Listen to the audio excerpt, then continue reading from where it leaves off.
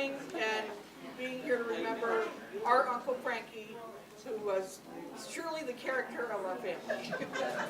he was the one and only character. So I've written a few words, and Karen's written a few words, and so we're going to speak and call on a few people to tell their stories, and then anybody else that wants to come up and tell their story is welcome to do so. And nobody had a written history of any of this, so if we get it wrong, that's just too bad. So, who would have guessed that our Uncle Frankie wanted to be a dentist at one time? A dentist! Born the 7th of Grandma and Grandpa Hammett's 9 children, Frank graduated from St. Anne's Catholic School in West Palm Beach and then headed off to Marquette University in Wisconsin to become a man of the world and an expert on incisors and molars. That did not last long. Soon he was back in West Palm Beach, palling around with his brothers Bo and Johnny. He stood up for my dad, Bo, when he and Mom eloped to Mississippi. Mom was still in nurses training in Mobile, and he shortly returned home and married the woman that we all knew as our Aunt Susie. Frankie worked as a brick mason as his family grew, first with his daughter Sharon, then his son Frank, and then Kevin. All the while, Frankie was constructing a new dream, one inspired by famed scientist and scuba diver Jacques Cousteau. Now, not a lot of this is written down, so forgive this reader if mistakes are made, but we'll give it a general outline of how things went. As a teenager, Cousin Karen accompanied Uncle Frankie and Aunt Susie to the Keys a time or two for big scuba conventions, and before long she was also accompanying him out into the Atlantic Ocean, where she became his spearfishing assistant of sorts, hauling in the big guys to the surface while Uncle continued to scan for more seafood with his buddies Dr. Moffat and Bert Mickelsheimer. It was like going on a big game hunt, Karen recalled, and there were shark incidents. Oh, yeah. Karen, tell us a little bit about that. Come on up here. Okay, actually, I wasn't going to go to the shark incident. The thing that stands out the most in my memory, I dove with Frankie from the time I was like 16 until I was, I don't know, 4 years. By the time I took off the University of Florida in 1967, and I know we'd go early in the morning. He'd call me on a Friday night, hey, you want to go out diving tomorrow? Yes! So he and I would go out off Jupiter early in the morning when the ocean was flat. We'd be tooling along, and he'd tell me his big dreams of having his own dive shop. You know, Frank's dive shop. He said, I'm just going to put down this bricklaying and I'm going to do it. Well, sure enough, 1968, I looked this up on the Suncoast Biz Corporations. 1968, he incorporated Frank's Dive Shop in Riviera Beach. But anyway, the big thing about Frankie, I did a lot of thinking about the type of person he was. He had an indomitable spirit. If he had that can-do, come hell or high water, I'm going to make it happen. But the thing that stands out in my mind, I mean, I had numerous times with the sharks come around, we come up with sharks, this shark, that shark, whatever. Anyway. Shark. We were out one day, it was Moffat and me and Frankie off, somewhere off Jupiter Ledge or whatever. I never paid any attention to the names of these reefs. I wanted to be a marine biologist. And I'm just coming along, I never shot a fish once. I just tagged along and watched what was happening. Anyway, we get down. Frankie, the other uncanny ability he had was to drop you right where the fish were. In other words, if you want lobster, he's taking you to the lobster hole. You get down there, I'll be damned, here's all the lobsters. You want jewfish? He knew exactly where to go. Now he knew the underlying reefs like the back of his hand, but he also did triangulation. You know, this is all before gadgets and everything. And he knew exactly where to put you when there were going to be fish. Well, we were in about 90 feet of water. All three of us get off the boat. And this is, you know, Frankie's idea of the drift fishing, where you carry the anchor with you. Right. With a lot of current that day. And we go right down. As soon as the water cleared, we see this big reef, and we see 5 great big jewfish. Now I'm talking about 300-pound plus. Just kind of milling around. They won't hurt you. They're not the least bit scary. Anyway, except to look at. Just as Frankie's getting ready to hook the anchor under the reef, all of a sudden, the rope broke.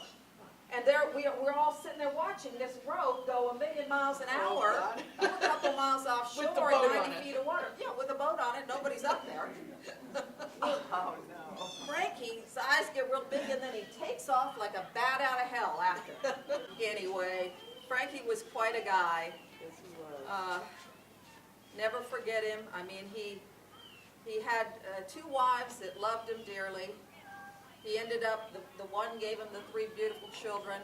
The other one gave him a home at the farm up in Virginia when all was lost for him really at the end of his life. But I wanted to read, just in closing with Frankie, I left a lot out, but in closing, there's this poem by this British author about 100 years ago. It's called Invictus. And it ends up with, it matters not how straight the gate, how charged with punishments the scroll. I am the master of my fate. I am the captain of my soul. And that was Frankie. On one of their adventures, Frank Jr. barely made it back. Frank, where are you? Tell that story. I invented an air gun. It sounded like a shotgun going off. Well, my father, with this long gun here, the shafts are different. He used a lot of different shafts. Anyway, he speared about an 800-pound Jewfish. Excuse my language on that. And it turned snow white. So Dad hooked it to me, and I was only 10 years old. And Dad says, hold on. You know, you read his expression. When he pulled the shaft out, this thing went from snow white to full color. And away, this father tried swimming. I mean, they couldn't catch him. My dad, though, I've got to tell you guys, was an incredible athlete. He outswam this Jewfish and had the uncanny sense, like Chris's father did, to lead a fish. And I'm being towed by a giant Jewfish, 10 years old, with a fire extinguisher bottle. And this power head went off and blew the thing's head off. You know, it was incredible, guys. My father was, again, one of the strongest swimmers I've ever met in He my was. life. All I ever saw was his bubbles. Well, my dad was a real prankster. He cut the head off, turned it around, and left it on the platform. So you had this giant 4.5-foot wide tiger shark looking at people going down the road. You know, and that became the story of my father. The shark killer? Yes. Yeah. And it was just all a fluke. You know, I begged, I said, I want those jaws, Dad. You know, I mean, you could literally just put them over you, the shark was so big. But to see a shark's tail at the bow of a 20-foot boat and see his mouth and eyes at the platform, Pretty I crazy. can't begin to tell you how exciting. And I know one of my cousins here was with him when he punched one in the nose. Ooh, Karen. Karen? Yeah. Yeah. I remember this. I mean, she says he turned around and socked him, and there he was, bigger than life. You know, and tiger sharks are very friendly. They are very I'll take your friendly. word for that. Yeah, they really are. I miss my father very much, and I was talking to him right before he passed away. I had to get him to get new hearing aid batteries, and we talked for about an hour. And he had only nice things to say about everybody here. My You have Aunt a great Patsy family. helping him out for many years, you know, and he stressed that to me. And he was very thankful, Aunt Patsy. I want you to know that. From my heart. Well, let me Yeah, go on love with my you. little story here. Yeah.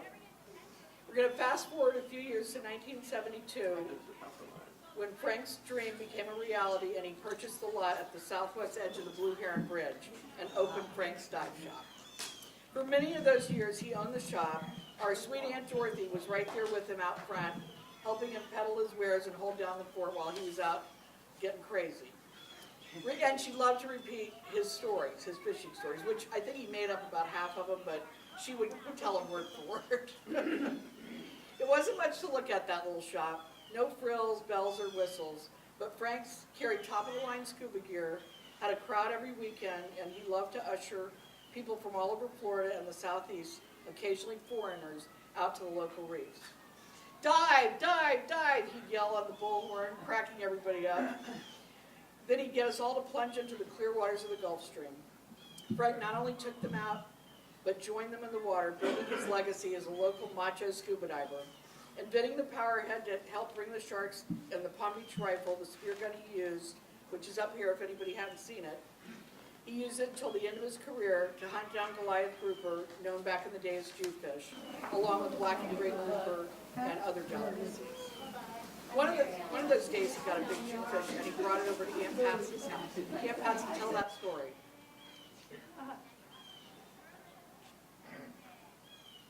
She's coming. She'll be there. I had been bugging him for a long, long time about, he's got all these fish and he never brings me any. Well, one day I came out, he had dumped a 500-pound Jewfish in my front yard. So we filleted it and did what we could do. And then I told the kids, I said, take the carcass to the bridge and dump it over. They took the carcass to the bridge and threw it over, and somebody reported us of throwing a body over. So that's what I got. And they called the cops, right? Yeah, they called the cops. That's a good one. He wrote a letter to our oldest cousin Earlene not too long ago, talking about going down on the spiny oyster barge, located 110 feet of water, to collect the most beautiful shells coveted by collectors. He was wondering if that barge was still there. And when Grandma Hammett died, I inherited the spiny that Frank brought her, and this is it. And it's probably the prettiest one I've ever seen, with the longest spines on it. So beautiful. So I had to bring that today to share. Jan and I had the pleasure of going on that spiny barge once, and we still all have our beautiful shells that we got on it the day we went. The water was so filthy we couldn't see anything until we ran into the barge.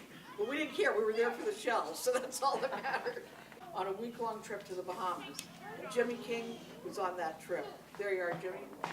As we slowly traveled from Weston to Freeport, we sipped on a 5-gallon bucket of rum punch that Frank had made. We decided, feeling no pain by this time, that we should give those tourists diving at the Underwater Explorer Society something to really remember. So we went naked scuba diving. Whoa. There we were, naked scuba diving along, just getting a chuckle out of the tourists with their eyes wide open. And we look over and here comes Frank, naked scuba diving. Needless to say, we can never unsee that again. A few more years passed, and Uncle Frankie and Dee got the Island Fantasy, the boat of their dreams, to haul groups to the Bahamas for week-long trips. Uncle Frankie finally retired at age 82, and eventually he and Kevin moved to Floyd, where Dee was living on a farm they had purchased earlier for retirement. Frank remained there with Dee until a couple of years ago, when he landed in the nursing home and spent his last few years harassing the nurses. And that's all I have, and I know some others have some comments that they want to make too. So everybody's welcome to come on up. We're on Facebook Live, so if you come up and stand here to talk, that'd be great. Dan? I'm going to read something. Back in 1989, I wrote an article in Florida Sports Magazine that Stone Phillips, who was a new reporter for CNN, read.